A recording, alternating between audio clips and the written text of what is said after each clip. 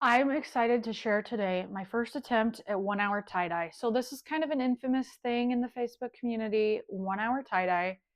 I've been reticent to try it because I didn't want to buy one of these. But it turns out these are only like 10 bucks at Home Depot. So it was worth it. A couple highlights. This is my result. It turned out gorgeous. I would do a couple things differently. I'll explain that in the video. But also, I will say it's a little bit messy. So just know that. But let's get into it. So I decided to go with the Geode for this, and I'm glad I did. But I will say I accidentally tied this off camera. So I have a whole playlist of geodes where I explain it better. I decided to fast forward through this one because you couldn't really tell. So I'm using the color Amethyst. First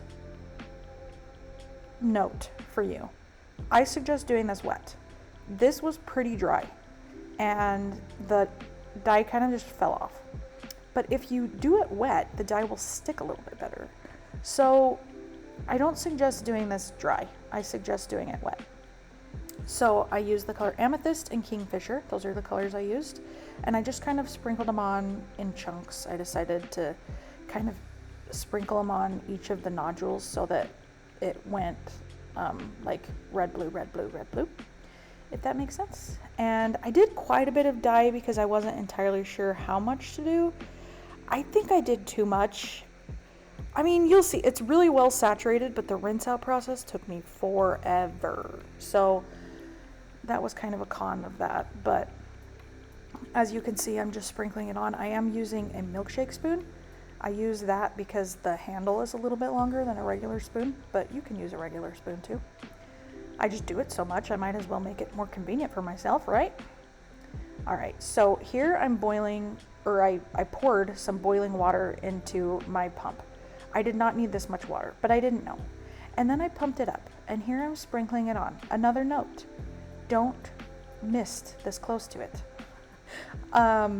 I have done this since, and I've been misting a little bit farther away.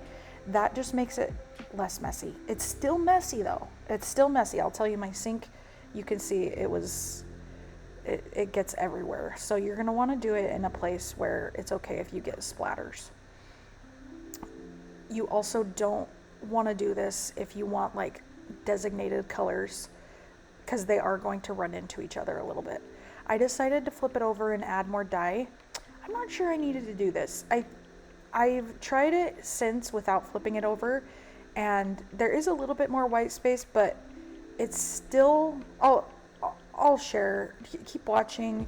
I'll share another video of not flipping it over, but there's so much dye on this towel. For how small this towel is, there was so much dye. So I don't think I needed to do this. After you do this, you're gonna let it sit for like at least 15 minutes. You wanna let it sit because the heat is what's going to set the color. So this is after 15 minutes. I sped this up 5 times, but this rinse out process took me a really long time. It is not easy to rinse out. Ice dye, I've noticed, is a lot easier to rinse out. This is more similar to liquid dye. Liquid dye is really hard to rinse out too. So here you can see I haven't even bumped the water up to hot, and there's still so much dye coming out. There I bumped it up to hot, and you'll see even more dye coming out. Then what I do is I use some Dawn dish soap, and that gets even more of it out. I ended up doing like 2 or 3 rounds of the Dawn dish soap. You can see the color is still coming out. You want to make sure it's really well rinsed so that the white spaces don't get backstaining on them. And then after I did this a bunch, I put it in the washing machine on hot, and that is how I rinse out my projects. So now you know. And the final result was really cool.